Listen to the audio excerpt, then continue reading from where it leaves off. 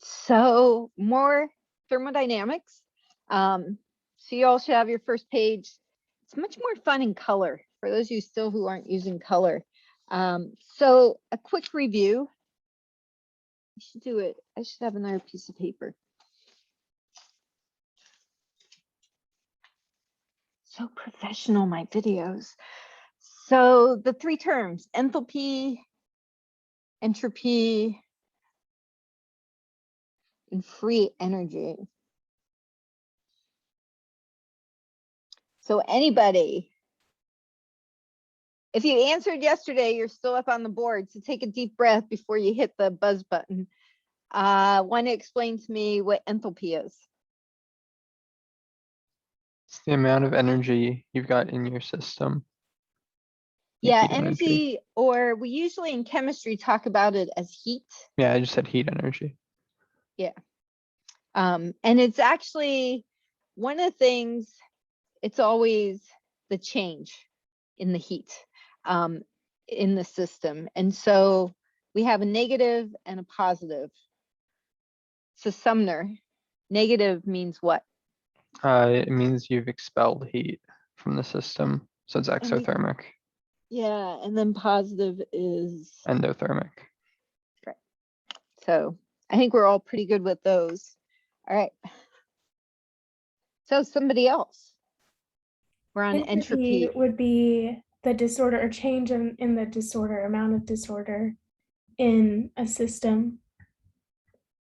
And we get positive, negatives. Positive would be an increase in the disorder and the negative decrease. Yes.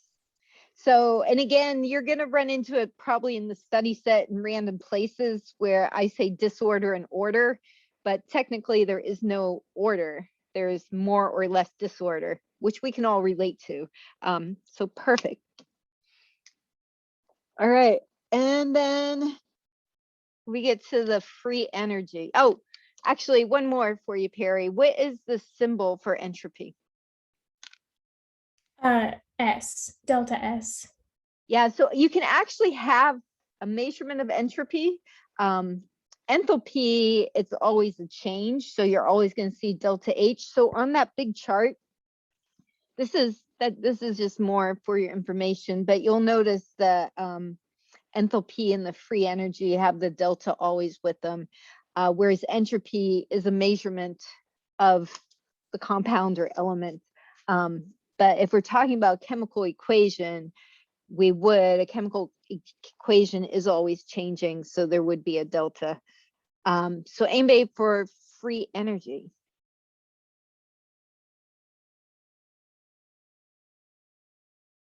Not somebody else can jump in. Major, you should jump in so it's your Monday point when you're under the knife.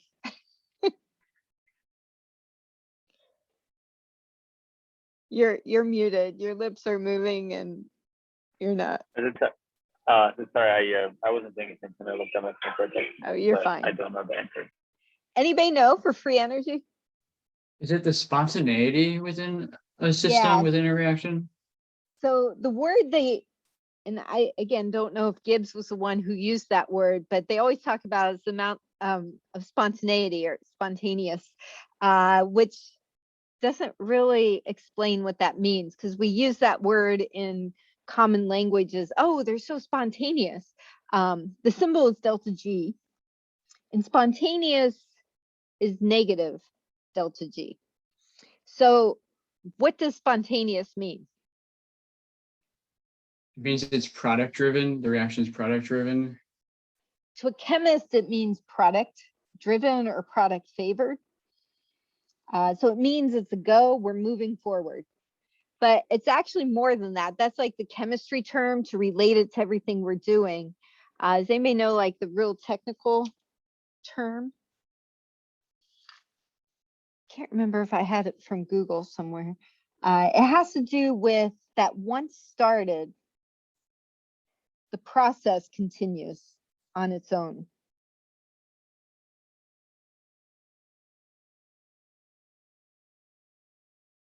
And really the easiest one here is combustion.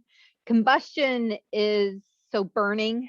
whatever you want to burn, propane, octane in your car. Once you start the car, once the ignition lights, right, you have to start it somehow, whether it's with your phone or a key or however old your car is. Once it's started, it's going to keep running until you run out of fuel. Or your car breaks down, because there's obviously more going on. But the combustion, if you're burning something, you have to strike the match to start the phosphorus and light the fire. But once it starts burning, it's going to keep going as long as there's fuel there, and of course, oxygen supply. So these are the terms, and we're always looking at it to try to make a reaction spontaneous. Now, the other thing is non-spontaneous doesn't mean it won't happen. Non-spontaneous just means you have a positive delta G, and it just means you have to keep pushing. So you have to keep pushing to make it go forward. So non-spontaneous does mean we're going reverse. It's moving towards the reactant. And we can make it go forward, but you have to keep pushing. So the two biggest examples there are photosynthesis. Photosynthesis obviously happens, and it happens because of sunlight. And so without sunlight, sunlight's what pushes it. And your cell phone battery or your computer battery, when it goes dead, to get it to charge, you have to push it. So you're pushing the electrons back. And so tomorrow we're going to talk about oxidation reduction. The notes for tomorrow. So so Thursday and then Monday, we're going to do oxidation reduction. So yeah, the notes, I think they're in the week 4 folder. I don't know which folder they're in. The other thing is your demos. So that is next Tuesday, and I think half people of demo have picked something, and if not, make sure you stay today or tomorrow and we have a conversation so that everybody has a demo by the weekend, so you can do this and have fun with it. That's the biggest thing about this. And several people, again, one of the biggest things that helped was you can think simple and pick a simple chemistry demo, but then we're going to add to it. So it could be doing different variables, and you're also going to do an explanation. So I started the week 5 folder, which has that. It's always been there, but the explanation. But in case you haven't read the expectations for your demo. All right. And our presentations are Tuesday during our normal class time is what we're aiming for, and we'll negotiate that later tomorrow or maybe later during the break. The other thing I need to talk about was your labs. So we're in the QA labs, and most of you turned in the lab last night, which was great, and several people like blew me away with their flow charts, and they just had me really giggling. I actually showed 1 or 2 to Joey because I was trying to figure out one part of it. If I wrote a note to you though about something, just keep that in mind. And for all of you, the first one was kind of a trial effort. Some of you got bonus point or 2 because you went you came up with a theme. You do need to have shapes involved in the next ones. So and color. So the shapes should represent different things, whether it's a centrifuge or precipitate versus supernatant procedure step. So you can use regular shapes or you can be creative with the shapes. So for those of you who made me giggle, because thank you. Yeah, so ponder that. Your next one is QA3, and that I actually made it due Saturday because I know some people work and stuff. But anyway, have that on there. And then there is a QA2, which is going to be due next week. I haven't decided which day, probably Wednesday, but you'll know when it's in there. There's a reason we do 1, 3, and then 2, because in my mind, that's how it works. All right, so we're going to do practice now. So that's like the theoretical stuff. A reminder, you want to state the formula first, and then like what we did up here, practice, you want to factor in the number of moles of each component. Like here, we had to do the 3 moles of the CO2 times its numbers. So I'm going to give you a chance. I'm going to pause this and give you a chance to try these. For the delta G, you're going to use the famous formula from Dr. Gibbs, and I'll pause and keep going. So,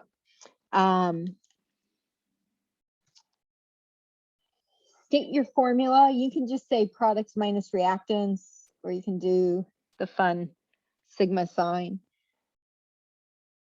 And in all honesty, you can just state that once because it's going to be the same formula for this. So the aluminum and the hydrogen, standard for delta H's.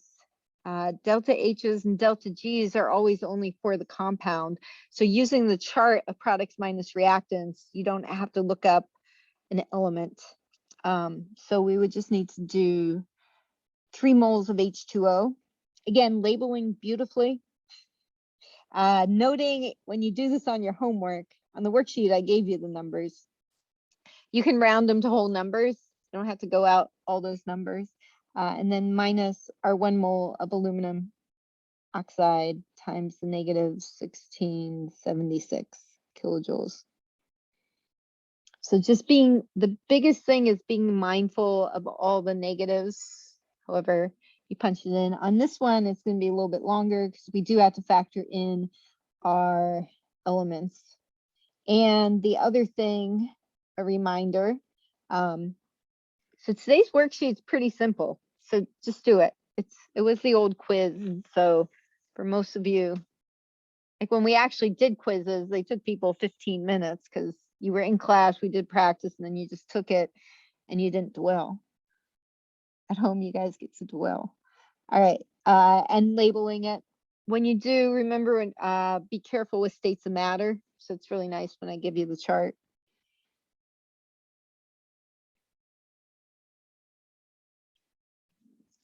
All right, those are my products, and then we're subtracting.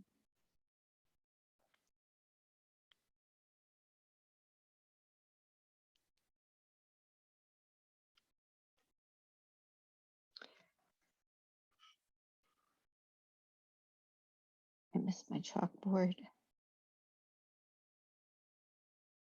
But again, this is our answer for our entropy change.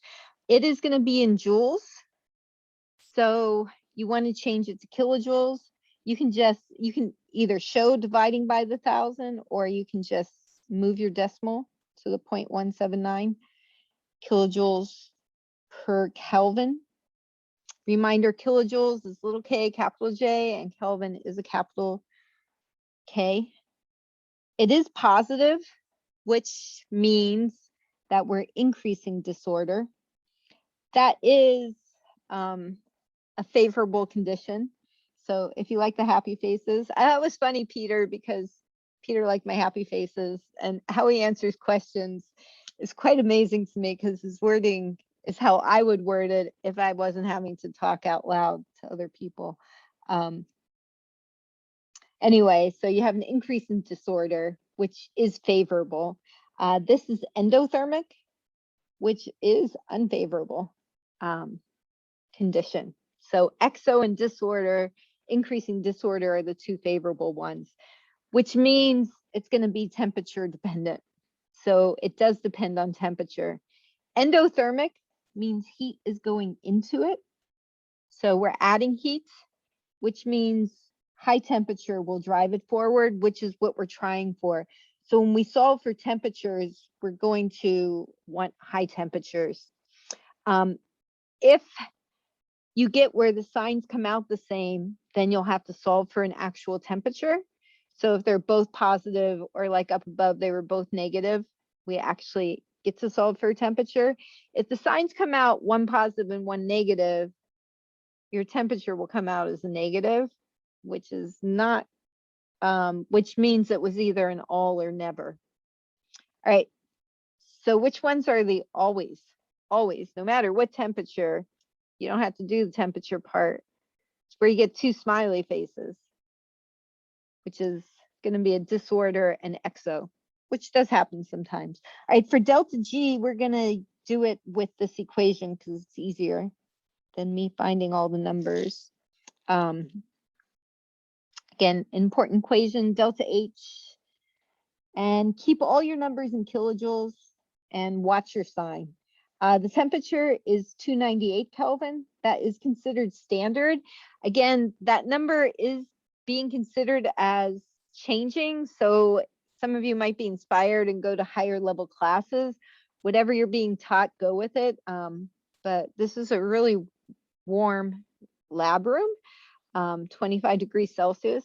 And so a lot of places think that the standard chart should be, that'd be a lot of work to lower it. All right, we'd punch that in and our answer is 897 Kelvin, kilojoules, sorry. So make sure both of them are in kilojoules, the Kelvin will cancel. And what that tells us, that's positive. So it's non-spontaneous at room temperature at 25 degrees. So non-spontaneous, not always, just in this case. We have a favorable condition, so we can make it spontaneous. Any questions so far? Let's kind of keep going. All right, the trick for temperature, the idea, well, the equation comes out as delta H divided by delta S will solve for your temperature. So we just take this divided by that and we'll get this number. If you wrote your answer, you got 5,300? Yeah, I think that's right. That answer, you would lose that 1 point because you have to explain, meaning is the temperatures above that or below that? And so that's why I wrote this note here. It's at high temperatures. So it would be temperatures 5,300, and either you put an arrow or say temperatures above 5,300 Kelvin, or write the word above. The one we did up here was temperatures below that because it was exo and order. So the reason we can set this up is the cusp of spontaneous, non-spontaneous is we set delta G equal to 0. And so any temperature above this, the delta G will be negative. Any temperature, so this will give us a spontaneous reaction. So questions with that, that's most of your worksheet today is like that question. I give you a little bit more room.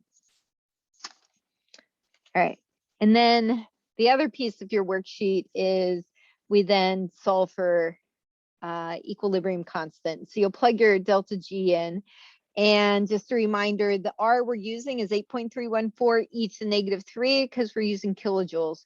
Delta G's are large numbers, and you're usually going to get really ridiculous K values. So there was a question that was asked yesterday after I recorded, actually had to do with the last page. And Juan asked me, he said he was getting like 7.4 times 10 to the 40th. And I'm like, you're fine. And that drives students crazy because I keep being like, you know, here, if you get -243, I'm like, nope, you're wrong. And it's like, well, I got a totally different answer. The exponent to the 41st power is pretty ridiculous. So to the 40th power, 41st, we're in the same ballpark. It has to do probably with my rounding somewhere when I made my answer key. Anyway, so just keep that in mind because on the study sets today in study 10 and 11, and also 12 and 13, if you're ever solving for K from a delta G, you're looking at the exponent that we're in the same ballpark. They're just saying when you get an exponent like this one to the 41st or the 79th, I think on the worksheet, that's just saying this is a one-way reaction. This reaction is going forward. It's going to be almost impossible to go the other way, but not impossible. All right, I want to do, because the next worksheet, so worksheet 11, the one for tomorrow, you will need this equation. I will tell you this, on the worksheet, this is for worksheet 11. I think this is the only time we use this equation because we're going to modify it tomorrow during lecture and use what's called the Nernst equation, which is much more usable, but it comes from this equation. I talked about this yesterday, so let's just write it down here. Delta G equals delta G naught. So that's why I didn't highlight it, because we're going to modify it. This one we definitely use. The other thing is, because we're working with delta G's, this is a positive sign. It's going to drive you all crazy tomorrow. All right, this is the chart number. That little, it's called delta G naught. Most people think of it as a degree sign, but that means the value from the chart, which is this value. So somebody, probably your teacher, had already calculated it. So that is standard. And I do have to explain that better than I did yesterday. So standard conditions means a couple things. Standard conditions means you're at the 25 degrees Celsius. It also means if you're dealing with gases, which we are here, that everything's at 1 atm.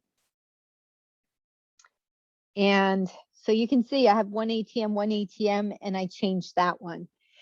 If you were dealing with aqueous, that's for gas. Anybody want to take a wild guess what the concentration will be for aqueous? For standard? It's 1. I kept this simple. So it's whenever we start changing from the 1, is we have non-standard. And so that's what this is that we're going to calculate. All right, R is still this R up here. The T we use is going to be 298 unless you're told otherwise. So don't change the temperature unless I tell you to. And then Q is products over reactants. Like what we've been doing the whole term. The central theme, the very first lecture I commented, that lecture was the building block for the whole term. And right, you've all got this. You've got equilibrium down, that's products over reactants. In terms of this equation, it's going to be, right, the NH3 squared over nitrogen times the hydrogen to the third. So when I write my equation out, rather than writing it like this, instead of writing Q there, I would actually put this piece in there because it's more appropriate for our equation for solving it. Before we solve it, or you can go through and solve it, we're going to do, well, actually, I ask why it makes sense. Let's go ahead and we'll plug in. So delta G from the chart is we're solving for delta G equals negative 33.3. So again, be mindful of the positives and negatives with all the stuff. Plus, you can just say RT, or you can plug the numbers in. So again, R is this 8.314 e to the negative 3, and T is the 298. So unless T is something different, you can just say RT, and I'm going to assume you can punch those numbers in your calculator. And then the other thing, pointed it out up here yesterday, we are no longer doing log base 10. That was for pH.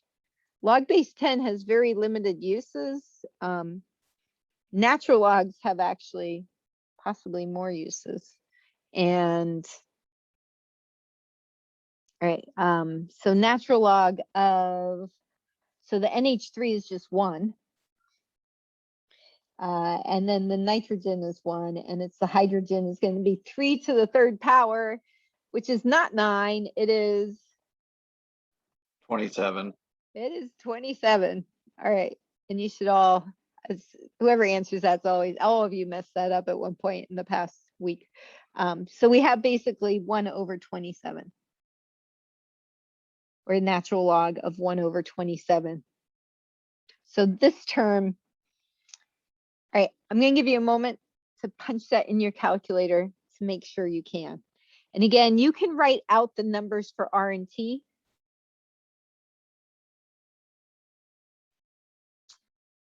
All right. You keep going. Oh, you don't know if you got it. I didn't write the answer. Negative 41.4 kilojoules. Let's go with the 3 sig fig rule. Or if you did 2, well, actually there's a natural log there. So then it would go to 2 decimal places, but then we add. So my sig figs are correct. And then you're going to get to explain on the next worksheet why this answer makes sense. So anybody want to explain why it makes sense? Other than that, mathematically it makes sense. But if we look, our delta G changed.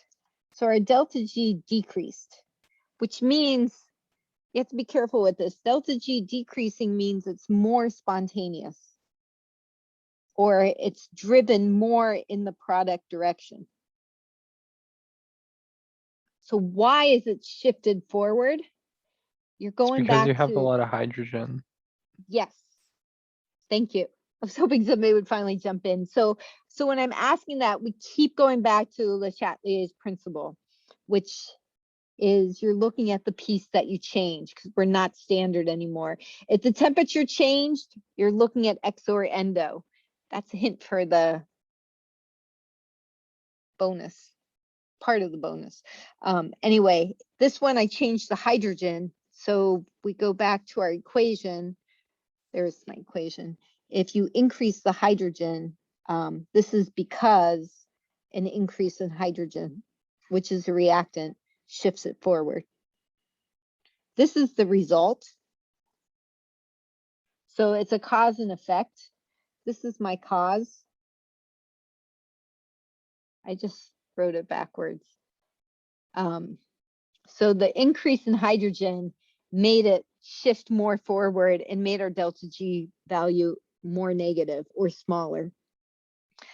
So when we do the next one, we should see the opposite. A decrease in hydrogen shifts it towards the hydrogen.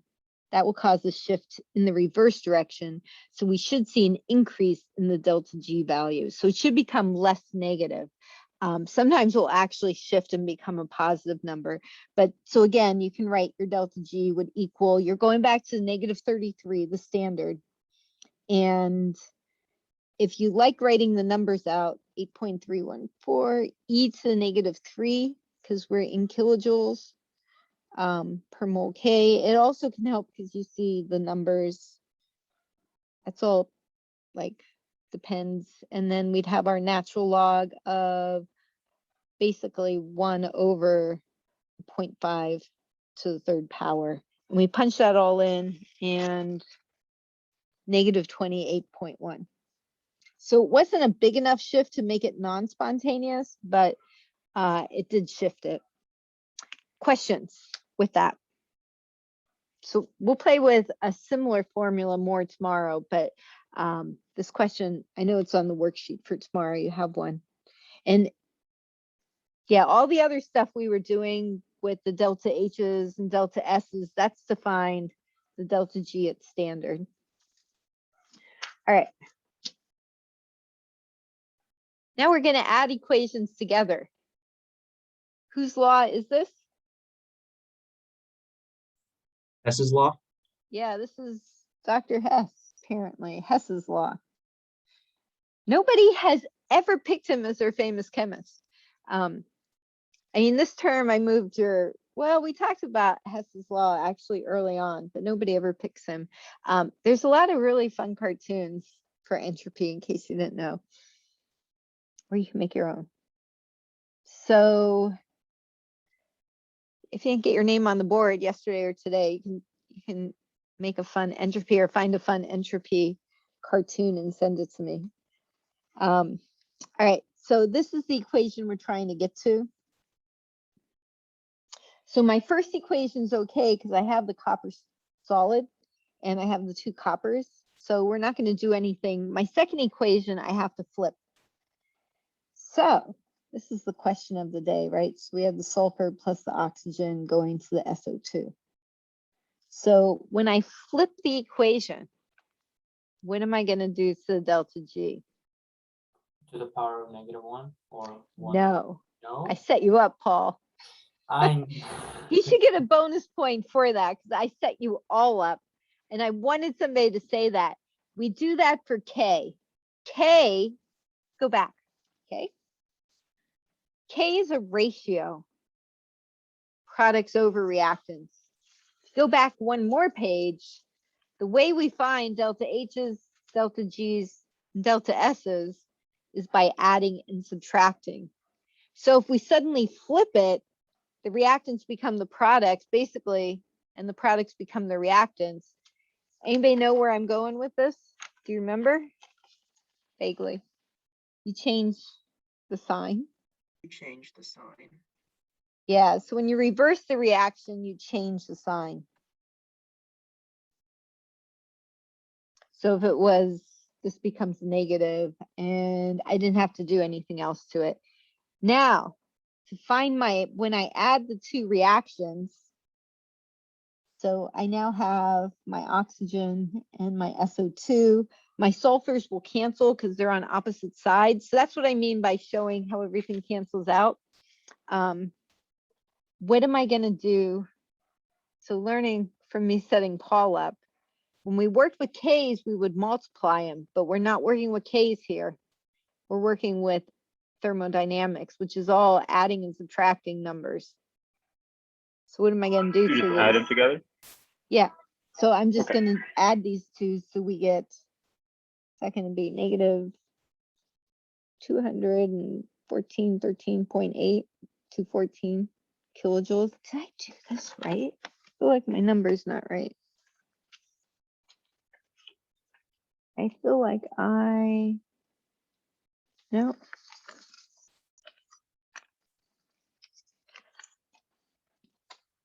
Nope, that's the right number. Sorry, I also work on your worksheets, and so I'm thinking of a similar question.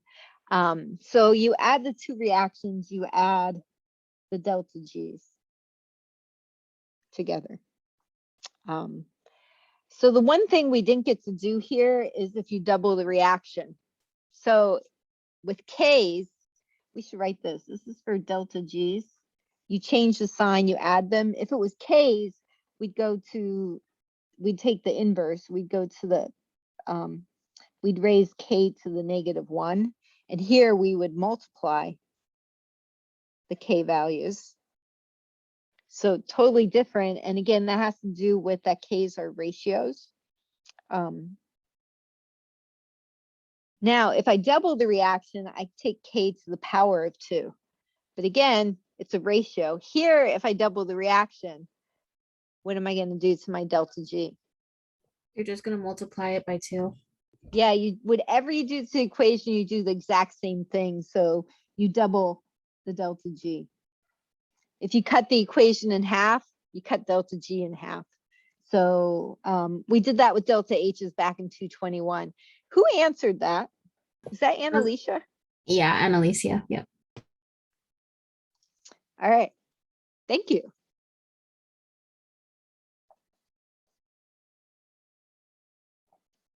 I almost have you all on the board.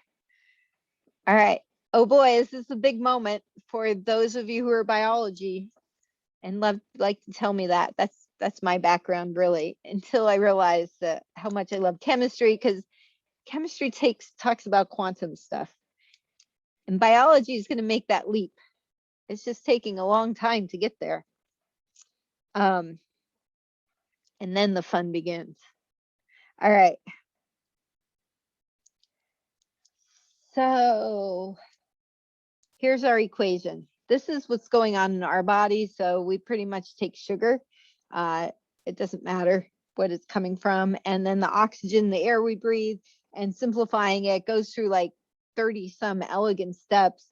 We end up breathing out the CO2 from the Krebs cycle or glycolysis, and we make water on a good day most of the time. The delta G for that equation is extremely favorable. if we actually found the K value, oh, we're gonna do that at the bottom for a reason. This is extremely favorable. So this is very spontaneous. There are, again, like 30 some steps. Some of the steps are non-spontaneous. And so the steps, because it's one step after the next, so like in the Krebs cycle, the next step will pull it. So even if it's an uphill step, it's like a roller coaster. The downhill step's pulling the uphill step through the reaction. So it is combustion, and combustions are always exo or endo. Exothermic. They are exothermic. Think about when you eat food, you do get warmer and stuff. It's good. We have to keep our bodies warm. And so the enthalpy change is, Negative. I'll say negative. So negative delta H. I'm putting the delta H there to remind you. So it's exo negative delta H. So increasing or decreasing entropy. So this is going on in your body. So I didn't make everything a gas. You have to look at those little itty bitty letter signs there. That is a Increasing. solid. Yeah, this is a solid. Even though I made water a liquid, in case you can't read those symbols, that losing of the solid means that we are definitely increasing disorder, which means our sign is positive. That's a good thing. These are both happy faces. These are both favorable. Exo and increasing disorder or increasing entropy. This is like, I think that's really redundant because they mean the same thing. So this is like, I'm really meaning it. Like when you say somebody's too low, they're tall. They're like the giants. This is entropy. It's like my office. All right. This is always all temperatures, which is a good thing. We don't have to crash into the sun to make respiration happen. All right, calculating this, we do the delta G equals negative RT natural log of K. So I actually want you to go ahead and punch it in, and you're doing it at standard temperature, the 298. I want you all to do this on your calculator because your teacher cannot get a number on this, and I didn't write the answer down.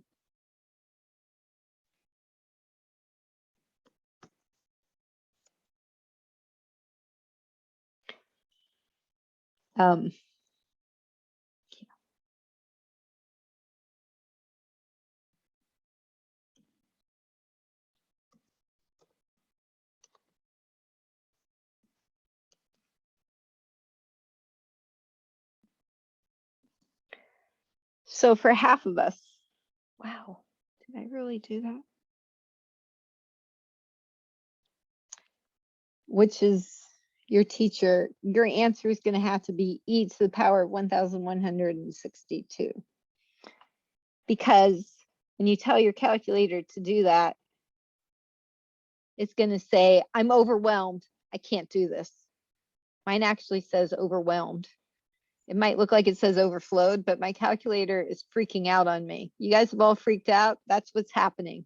You don't freak out though. You tell your calculator, it's all right. I got this covered. And you write your answer like that. You say, that's my K. So you simplify K as much as you can. You say it's e to the power. And I've pretty much figured out by now who's got what calculator. Half of you though, your calculator, I have not been able to overwhelm the TI inspires. This is like a ridiculous number. This reaction's happening. Did anybody get an actual number on this? No? No, mine said overload. Where's my like engineering people? I have the TI Inspire and it just gave me e to the power. Oh, really? 4.46 times 10 to the 504. I used Wolfram Alpha. Oh, that's awesome. Isn't that's like the most awesomest number to think of, because I'm not sure if that's even a real number, is it? Isn't there, you told me this one time, Sumner, that there's a number like that was like the largest number. I forget what it was. Maybe Aleph null, but that's different. This is Yeah. just a big number. This is just a ridiculously large number. Anyway. It's less than infinity. So If infinity exists, that's a whole nother topic. There was something else. All right. We're gonna go deviate because it's not a deviation, it's a prelude to tomorrow. This is what happens on a good day. So your body puts the electrons, everything, all you want from your food is the carbon has electrons trapped in there in the bonds. And this is why you can eat Chick-fil-A or any kind of crap food. You can eat cardboard and this will still work because there's electrons, and your body needs the electrons because the oxygen wants the electrons. Oxygen's at a 0 oxidation state here. And in these compounds, it's at a -2, which is where it wants to be. In our body, though, in that last step in the mitochondria, sometimes, it's very rare, if you eat really healthy food, it's not as often, you end up with not hydroxide. It's often shown as OH with a dot, and this is hydroxyl radical. So basically, they combined, but they didn't get that last hydrogen. So an oxygen and hydrogen combined, and there's only 7. There's this electron. There's only 7 electrons, which is not good. They need 8.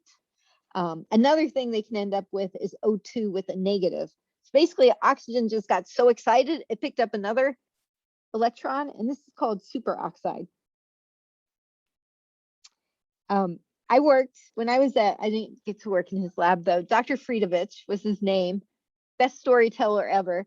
But he would do all his lectures, couldn't understand him, but he would always tell stories. He was like, had been at Duke forever and ever, but he was known as Dr.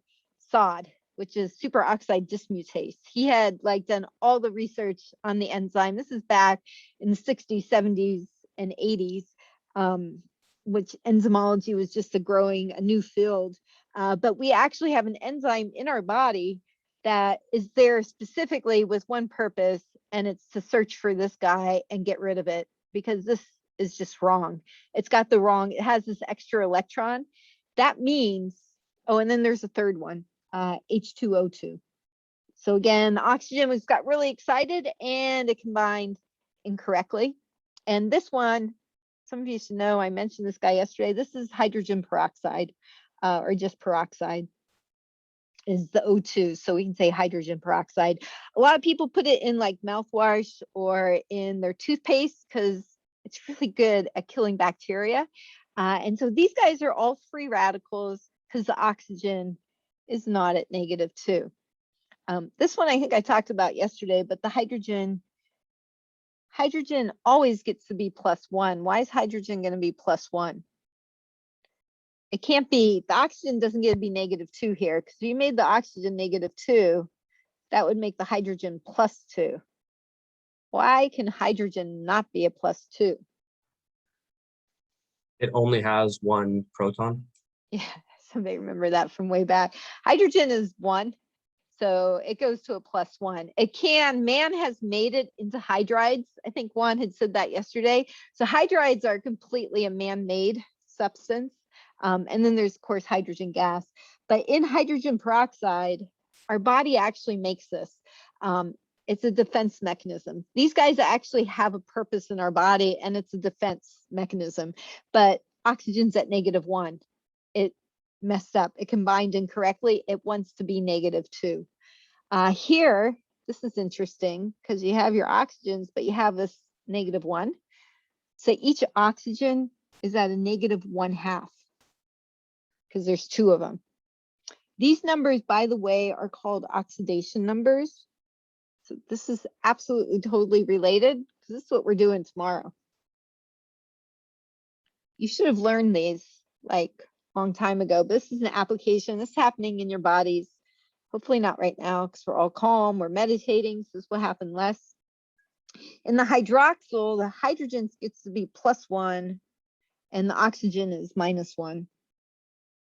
In a true hydroxide, the oxygen is -2 because there's a -1 charge on there. And so because the hydrogen's +1, the oxygen just has to balance it because we don't have a net negative, we don't have that extra -1 charge.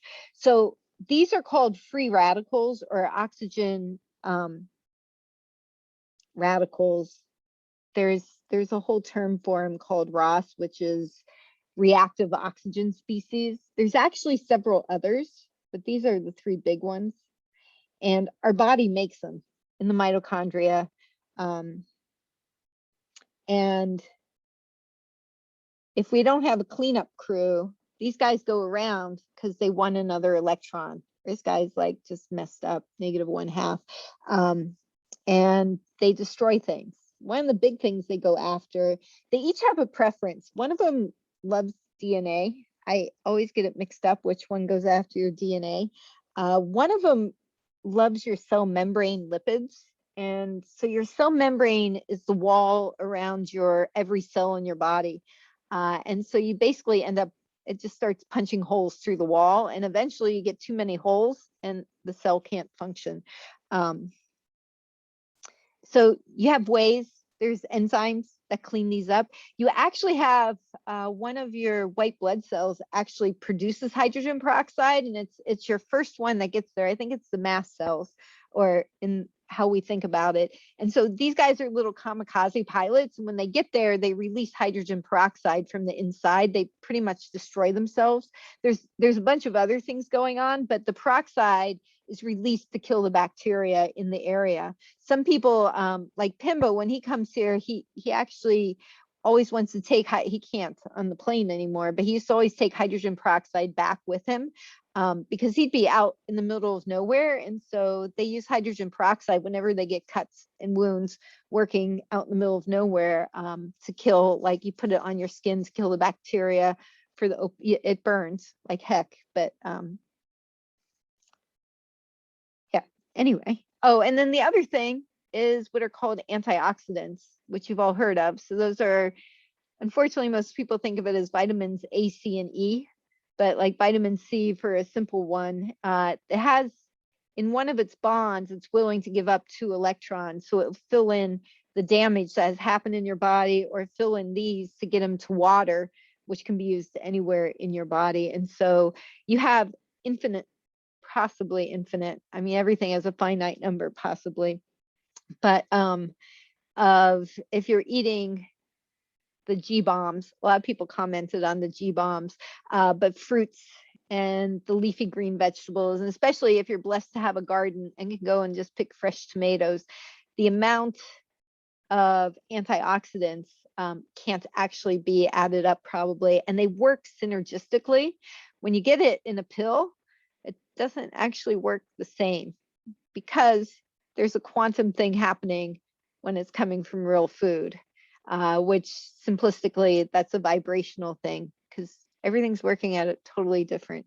But anyway, this gets us into where we're going. And so this is on a good day, this is happening. And the more crappy food you eat, the more crappy your mechanism doesn't work quite right. All right, let's move on. We have one more page. So this page is there because it used to be, it came from an exam. We'll see it next week. Next Wednesday is like our practice for the last exam. So we'll see a page like this again. So what you're trying to do on these is you're going to try and write equations from scratch. And then once you have your equation, use pencil here or something that you can erase, or make sure I gave you lots of room, so you have room to correct it if it's not quite. And then you're going to predict if you think it's exo or endo based on what we've talked about, if it's moving towards order or disorder. So I learned in one of my first few years, this suddenly showed up and the students really didn't know how to do it. So we're going to do it in our notes. So when it shows up, you're like, I have no problem. And then you can do your true false also. Or you can take a 5-minute break, 10-minute break. You can keep doing it if you're on a roll. So combustion.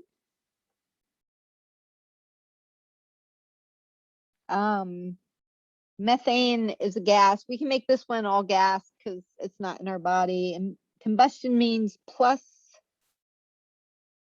oxygen. And you will end up with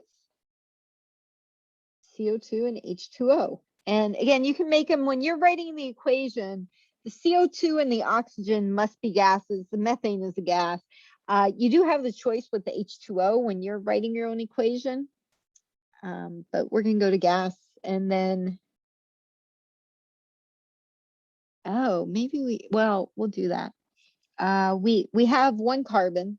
And then for 4 hydrogens, we'll need 2 in front of the H2O and 2 in front of the oxygen. Because we have 2 oxygens and 2 more. So combustions are always exo. So this is interesting. If you made them all gas, the entropy is much harder to predict. I would predict an increase just because you're going, this one's an element, but we have 3 gases and we end up with 3 gases. If you went to a liquid, then, so if you ran into a quandary like this, you can make that a liquid. But if it goes to a gas, it must be moving towards disorder because these guys are favorable. If you went to a liquid, it would be moving towards order or a decrease in disorder. All right, these are always all temps.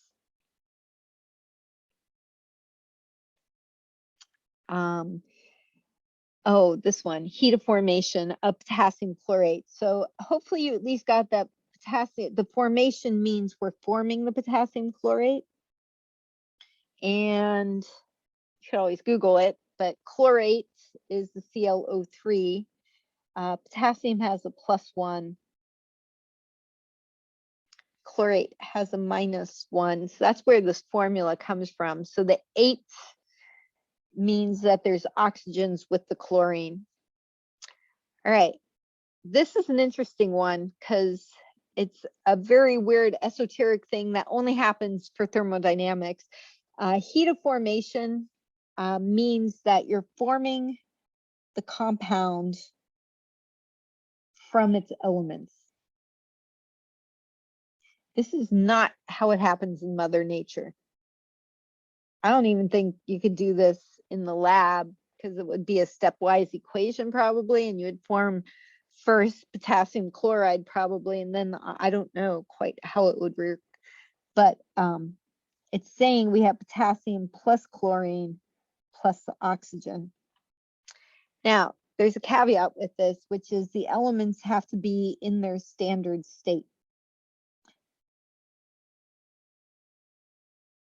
which means diatomics. Oxygen and chlorine are diatomics. So O2 and Cl2, and their states of matter, chlorine is chlorine gas, and oxygen would be obviously a gas. Potassium is a solid. So the bulk of the periodic table are solids. The metals are all solids except for one. Anybody know the one exception for the metals? So the metals are solids. Almost all the periodic table solids. There's a few gases, which are some of the diatomics. And then Mercury. mercury is the liquid. Bromine's the other liquid on the periodic table. Which is really interesting because I think it's cesium and gallium. Their melting points are so low, but they're still, oh, because standard on the periodic table is 25 degrees. I told you this was a solid. And the other thing with this is you're forming always 1 mole. The compound is 1. We don't put a number here. You can put the 1, I'm not going to mark that wrong, but which means we have to use fractions. So we have the 1 potassium, but we would have to have half a Cl2. And for the oxygen, you would have 3/2. So that's only heat of formation, or you could do a free energy of formation would be a similar idea. All right, it tells you it releases heat. So releasing heat, you're losing, that's exothermic. So that's a favorable. And we're taking a bunch of elements. So always the heat of formation reactions are going to be moving towards order, or you could say less disorder, a decrease in disorder, which is not favorable. So this one is temperature dependent. You can do the signs since they're both negative, or exothermic means heat would be on the product side. So high temperature sends it the wrong way. So we'd want low temperature. Room temperature is considered a low temperature. And you'll start seeing when we solve for temperature in the thermodynamics, it's like thousands of degrees. So exothermic reactions, almost, I think they're always going forward at room temperature. I'm sure I don't know. I've never run into one with the mathematics that did not, but we would still state it's happening at low temperatures. All right, here it's telling us heat is required. That's just telling us it's endothermic. And we're going to decompose the potassium chlorate. So we're going to do the opposite. So this is a lab we would have gotten to do back in 221. And you get covered with black soot, and it's just wonderful. And this one, being careful with how it's written, there is no comma there. This is one compound. So it's not going to break into its elements. It breaks apart into the potassium and the chlorine stay together. Potassium doesn't want to be by itself. The 1As, they're extremely reactive, as are the halogens. And so they stay together, and oxygen. The oxygen's still a gas. So states of matter. Ionic compounds are going to be solid unless they tell you it's dissolved in water or there's water present. For something to decompose, there cannot be water present, because if there was water, it would just dissolve.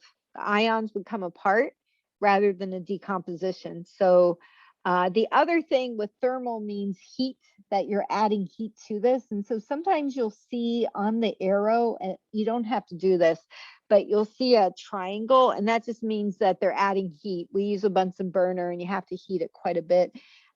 Balancing, you can do 2, 2, 3, or you can do a fraction. If you don't like the fractions, it would be 2, 2, 3. This is moving towards an increase in disorder, most definitely. And that is because we're going from a solid and we're ending up with the gas. So this is the opposite of the one above. Since it's endothermic, heat is over here, so a high temperature will drive it forward. So if we get to a high enough temperature, and we're not going to do the math with it, but we can do it with a Bunsen burner. So it's not outrageously like 5,000 degree temperatures, but it has to be a pretty hot Bunsen burner. In fact, in the lab, some of the Bunsen burners, actually, not all Bunsen burners are the same. Some of them don't actually get hot enough. It has to do with they've just gotten old and nobody's cleaned them. And again, if you don't like the fractions, they do use fractions with heat of formation, but you can use whole numbers. All right, deposition. What does deposition mean? Gas to solid. Yes. I was going to say, no, you got it backwards, but you got it right. We're forming the snowflakes, so we're ending up with H2O. And so it is, in this case, water is changing from a gas to a solid. What is the term for the opposite? Solid becoming a gas. Sublimation. Yes, so sublimation is a solid to gas without becoming wet. So it skips the liquid state. This requires the perfect, it's going to be a cold day, not, but it also requires a low pressure. The pressure has to be just right. And that's why when you go to the mountains, you have a lower pressure at higher altitude, you get snow. So, all right, forming a solid is a decrease in disorder. And exo or endo?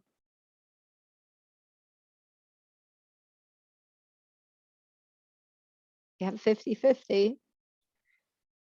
XO? It is exo. So solid to liquid to gas. To go in the direction from a solid liquid to gas, you have to put heat into it. Gases, so going the other way is exothermic. So this is exo. So low temperatures it happens, which makes sense because we do get snow. And it does also involve pressure. A lot of this stuff is looking at things very myopically, but we will. All right. Any questions with those? All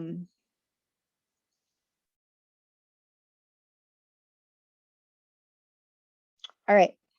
A is no good, false. We do frowny faces. And what's wrong with the statement? It should be entropy instead of enthalpy. Yes, this is entropy. So if you have to change a word, so entropy. I'm not a huge fan of true and false on exams because our minds do weird stuff on exams, but in this environment, hopefully it's not too stressful. All right. This one's B is good. So exo releases heat. Sublimation is, we just talked about that. That's solid to a gas. And so that is an increase in entropy. So that is good. All right. Spontaneous. So spontaneous means negative delta G. It has absolutely nothing to do with how fast. So that is a frowny face. And again, the example I used yesterday was uranium. So the decay, radioactive decay is spontaneous. It is going to happen. The nucleus is just put together incorrectly and yeah. But the radioactive decay of uranium, for example, takes several billion years. So on our time scale, that is not very fast. All right, delta G is less than 0, just means it's negative. The reaction is spontaneous, so that's all right. This is true also. F is true because if you're positive in one direction, it's negative in the other. This goes back to when we talked about this with Hess's law back on page 44. When you reverse the reaction, you change the sign. That's true for delta H, delta S, and delta G. So on our true false, E and F are both true. All right, delta G is negative, K is greater than 1. So just writing with symbols, you can just write it like that. That is true. And again, on your worksheet today and tomorrow, actually the next 4 worksheets, when I ask you to explain if it makes sense, I know some of you have to write complete sentences because that's where you are trained to do. But this is really all I'm looking for. Is it makes sense? Yeah, it's spontaneous because delta G is negative. It's product driven. All right, so delta G is less than 0. So this is a negative. Only that's how I know this is going to be wrong. So this is saying for exo and disorder, so negative and positive. And the reason it's not is temperature can make other situations work. So onlys and always are usually going to be a mistake. All right, I is wrong. Why? What does a catalyst do? Lowers the activation energy. You guys remember EA? It speeds up both directions. So in terms of equilibrium constant, it doesn't have an effect. And that would be the same with delta G. So the catalyst does not change the free energy. It changes the activation energy. All right. So unfavorable with enthalpy means it is endo. These words drive me crazy sometimes. I have to simplify it. Favorable for entropy means we're moving towards disorder. So we have a positive delta H, positive delta S is another way of saying that, or unfavorable and favorable. And endothermic's like high temperature because they're absorbing heat. So this is absolutely, J is true.